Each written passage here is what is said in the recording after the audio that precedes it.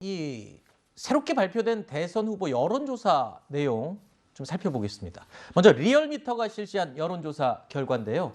이 조사에서 이재명 후보가 36.7%, 윤석열 후보가요 40.6%로 조사됐습니다.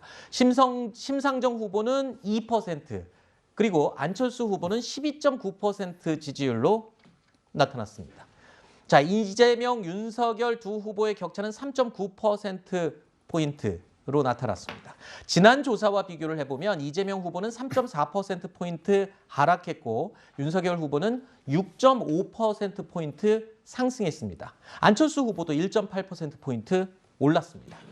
자, 윤석열 후보의 지지율 상승에는 최근에 있었던 국민의힘 내분 봉합, 그리고 이재명 후보의 지지율 하락에는 변호사비 대납 의혹 제보자가 숨진 사건, 자, 이렇게 각각 영향을 준 것이 아니냐, 이런 분석할 수 있을 것 같은데요.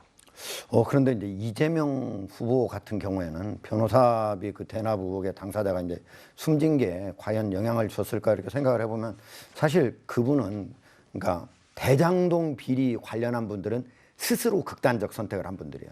그런데 이분은 어떻게 보면 그랬다기보다는 질병에 의해서 사망한 거거든요. 그래서 이걸 가지고 이재명 후보한테 어떤 책임이 있다, 저는 그렇게 보기 어렵고, 그게 영향을 줬다라기보다는 오히려 이번에 좀 이재명 후보가 좀 하락한, 지지율이 하락한, 전체적으로 하락했잖아요. 가장 큰 이유가 20대에서 하락했기 때문에요.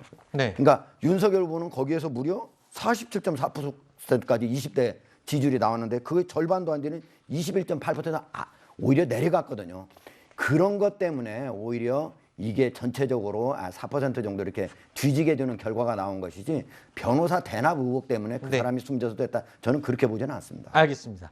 방금 언급하신 20대 지지율 내용은요, 저희가 방송 이후에 저희 홈페이지에 별도로 게시를 하도록 하겠습니다. 자, 또 다른 여론조사 결과 내용도 하나 살펴보겠습니다. 여론조사 기관 KSOI가 발표한 내용인데요. 이번 조사에서는 이재명 후보가 36.2%, 윤석열 후보가 41.4%로 나타났습니다. 심상정 후보는 3.6%, 노란색이죠.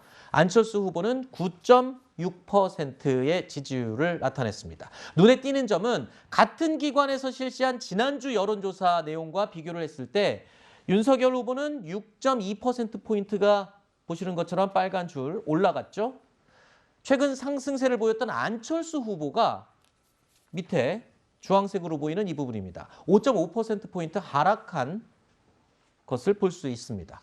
자, 이준석 대표는 어제 자신의 SNS에 이 여론조사 결과 내용을 공유를 했습니다. 그러면서 안철수 후보 지지율이 떨어진 것은 당연하다면서 이제 안철수 후보의 지지율이 떨어지고 그것을 윤석열 후보가 그대로 다 흡수를 다시 하고 있다, 다시 가져오고 있다, 이런 분석을 했더군요. 네, 저도 그 분석에 동의하는 것이요.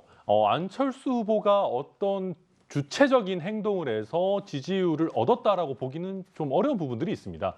대부분 윤석열 후보에서 실망한 분들, 그리고 일부 이재명 후보로부터 실망한 분들께서 좀 대피처를 찾는 느낌으로 안철수 후보를 선택한 면이 분명히 있다라고 생각이 되고요. 그런데 최근에 윤석열 후보가 단순히 2030뿐만 아니라 전 세대를 아우르는 굉장히 다양한 정책적인 행보를 하고 있고, 또 저희 국민의힘에서 이준석 대표와 호흡도 잘 맞아가면서 굉장한 시너지가 나오고 있습니다. 그러다 보니까 윤석열 후보에 대해서 조금 실망하셔서 잠깐 마음을 안철수 후보에게 주셨던 분들이 다시 윤석열 후보에게 돌아오고 있는 그런 부분들이 있거든요.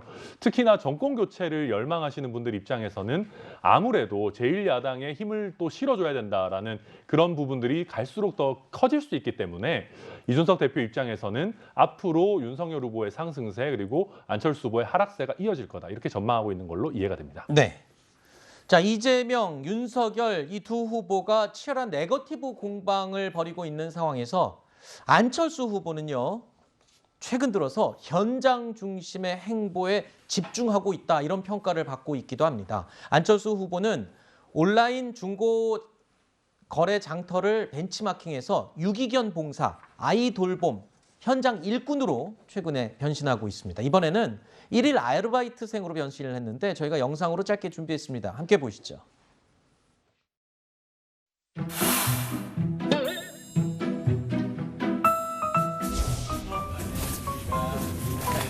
제가 잘 부탁드리겠습니다. 아르바이트 하러 왔습니다.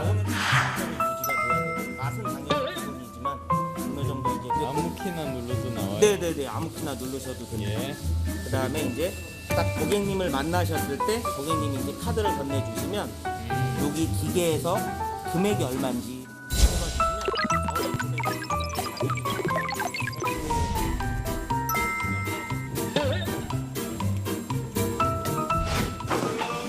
네, 배달 왔습니다. 국국민 배달 왔습니다. 안녕하세요. 네, 여기 있습니다. 예, 맛있게 드십시오. 네, 네.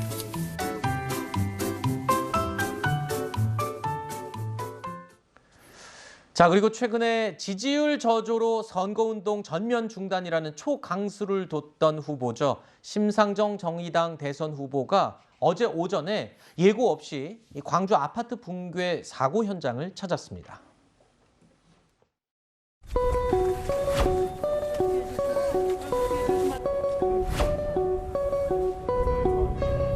마음이 쓰여서 내려왔어요. 참사 났는데 불러오니까 너무 죄송스러워서 오늘 실종자 가족들 그냥 얼굴 뵈러 왔습니다. 자, 노동제 현장을 찾은 심상정 후보 그냥 앉아 있을 수가 없었다. 너무 미안해서 찾아올 수밖에 없었다라고 이야기를 했습니다만 오늘 오후에 기자회견을 열고 다시 행보를 아마 시작할 거라고 얘기가 들리던데 글쎄요. 오늘 오후에 어떤 메시지를 내놓을 수 있을지 혹시 좀 들으신 게 있나요, 미리?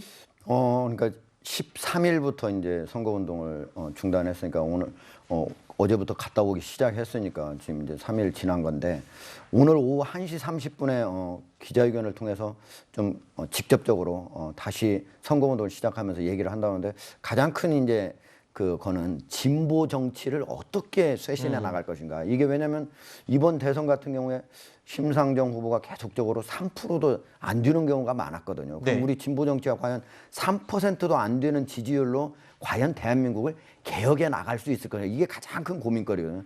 가장 큰 문제는 이제 그동안에 원칙만 많이 내세웠었는데 그 원칙을 과연 구현하려면 여러 예산도 필요하고 한데 지금 뭐 사실은 뭐 이재명 후보뿐만 아니라 윤석열 후보도 많은 포퓰리즘 관련 정책을 펴내고 있지 않습니까? 근데 사람들이 그런 것들에 과연 그게 과연 모두 예산으로 할 수 있는 일이냐 이런 것들이 궁금해하잖아요. 그런 것들에 대해서 그러면 심상정 후보는 어떤 생각을 갖고 있는 건지 이런 것들하고 그다음에 선대위에 또 쇄신안도도 같이 발표를 한다고 그럽니다. 알겠습니다.